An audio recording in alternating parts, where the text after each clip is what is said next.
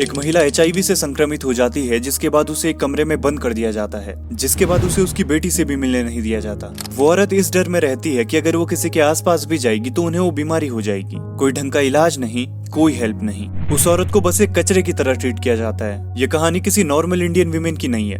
ये कहानी है एक ऐसी इंडियन वीमेन की जो कि एक ऐसी कम्युनिटी के बीच फंस चुकी है जहां HIV होना मैटर नहीं करता। वहां मैटर करता है कि HIV होने के बाद ये महिला अब किसी काम की नहीं रही।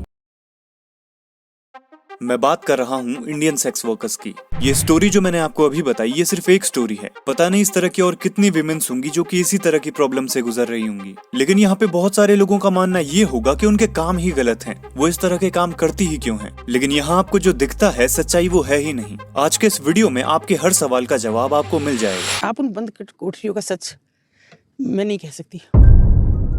एक ऐसा एरिया जो कि कई लोगों के लिए सिर्फ एक शेमफुल प्लेस है, लेकिन कई लोगों के लिए उनकी हवस की भूख को मिटाने का एक रास्ता। हंसती हुई कुछ फीमेल्स जो कि हर दूसरे आदमी को इशारा करके अपने साथ आने को कहती हैं, जिन्हें देख के लगता है कि अरे ये तो खुद मुझे बुला रही है, तो ये तो अपनी मर्जी से ये काम करती होगी। लेकिन इस सब के पीछे कुछ ऐसा छुपा है जो कि किसी को नजर नहीं आता। उन हंसते चेहरों के पीछे छुपा होता है एक गहरा दर्द। ब्रोथल्स में काम करने वाली औरतों की अपनी जिंदगी कुछ नहीं होती। उन्हें कंट्रोल किया जाता है बस एक पपेट की तरह। सामने से जरूर वो वर्कर्स हंसती हुई नजर आती हैं कि ये काम तो ये अपनी मर्जी से करती हैं, लेकिन ये बात हर कोई जानते हुए भी इग्नोर कर देता है कि उन्हें कई सालों तक उन कुछ कमरों में बंद करके ये बात मनवाई जाती है कि तुम्हारी जिंदगी अब इसी काम के बाहर घूमेगी। 2 टाइम की रोटी चाहिए तो ये करना पड़ेगा। और अगर आप इस चीज को अभी भी हल्के में ले रहे हो तो ये सुनो। आप ये क्यों कहते हैं कि जो भी लड़की वो सीढ़ियां चढ़ गई वो वापस नहीं आ पाती, क्यों?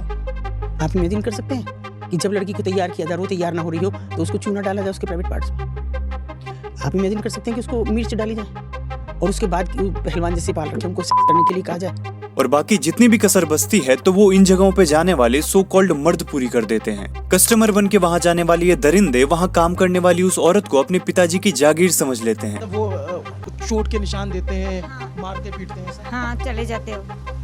तो आप लोग उसको विरोध नहीं करते? विरोध किससे करे? हमारे पास मर्द नहीं है, कुछ भी नहीं है, हम किससे करें? और कंट्रोवर्शियल हो सकता है, लेकिन फिर भी कहूंगा कि ये छिछोरापन कई इंडियन मर्दों के जीन्स में ही है, जो कि किसी न किसी तरह या तो कोठों में या अपनी ही बीवी के ऊपर या फिर रोड पे चल रही किसी भी लड़की के सामने बाहर आ ही जाता है। हमें जितना नजर आता है ये उससे बहुत अलग होता है, क्योंकि बहुत सारे लोग सोचते हैं कि कौन उन्हें कहता है कि वो इस तरह का काम करें। तो मैं आपको सच्चाई दिखाता हूँ। तो आप लोग को जैसे अभी तो पहले तो बता रहे थे कि बहुत पहले से होता आ रहा है आपके गांव में, अब आप लोग को क्यों करना पड़ता? अब तो चीजें बहुत बदल गई हैं। मजबूरी में करते हैं, हमारे माँ बाप का पेट भरते हैं, हमारे छोरा छोरी को भरते हैं। क्या करते हैं आपके घर वाले और लोग क्या करते हैं? मेरे माँ ही नहीं है, बाप है दारूड़िया, लंगड़ा लुल्ला हो, तो उनसे काम भी नहीं होता है। हम ये काम करके बच्चों का पेट भरते हैं। इस इंडस्ट्री में जाने वाली ज्यादातर वुमेन्स या तो वहाँ फोर्सफुली लाई जाती हैं या फिर वो फाइनेंशियली इतनी वीक होती हैं कि वो 2 टाइम का खाना भी अफोर्ड नहीं कर सकती, जिस वजह से उन्हें काम करना पड़ता है। और अगर बाई चॉइस ये काम करने वाली वुमेन्स की बात की जाए तो वो स्टार्ट तो बाई चॉइस करती हैं, लेकिन इसके पीछे भी एक मजबूरी छिपी होती है। अभी यहाँ पे बहुत सारे लोग ये सवाल उठाएंगे कि अगर कोई वुमेन फाइनेंशियली वीक है तो दुनिया में कई काम पड़े हैं, वो जाके वो कर सकती हैं।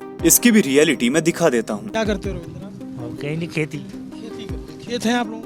खेती नहीं है, अभी तो खेती कुछ भी नहीं है। फिर किसके खेत में खेती करते हो? वो लोग तो अब कोई बुलाते उसके साथ जाते। मजदूरी करते हैं। हमें बताया गया वो यहाँ पे आपके गांव में वेश्यावृत्ति का काम करती है, तो पुरुष क्या करते हैं? कुछ नहीं करती है। पत्थर ठोक के पेट भरते हैं हमारे।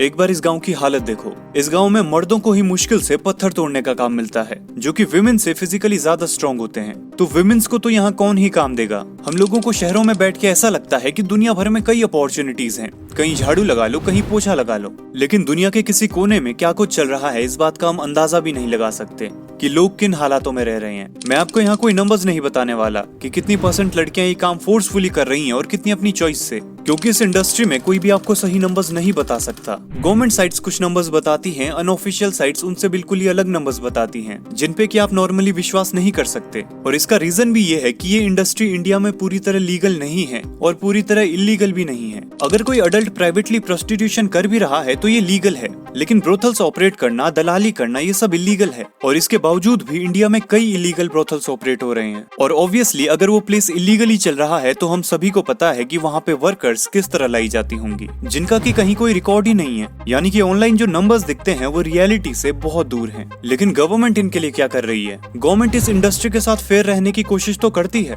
लेकिन ग्राउंड रियलिटी इससे बहुत अलग है, जिसे जान के आप शॉक हो जाओगे। लोगों की कानून और गवर्नमेंट से क्या उम्मीद रहती है कि लोग सेफ रहेंगे, उन्हें हर चीज में जस्टिस मिलेगा, लेकिन इन वर्कर्स को वो कभी नहीं मिलता, क्योंकि गवर्नमेंट और कानून को एट लास्ट तो इंसान ही चला रहे हैं, जिनमें से ज्यादातर की नजरों में वो वर्कर्स सिर्फ एक वेश्या हैं। और मैं तो फिर भी काफी रिस्पेक्टेडली बोल रहा हूँ, वरना रियलिटी में वो उनके लिए बस एक आप स्क्रीन पे देख लो वो हैं। ऐसा हुआ था, कम से कम हमको 20-25 लोगों को पकड़ के लेके गए थे पुलिस ने, पुलिस स्टेशन में सबको रात भर मारा, लकड़ी से, लात से, इससे उससे बहुत मारा हम लोगों को सबको।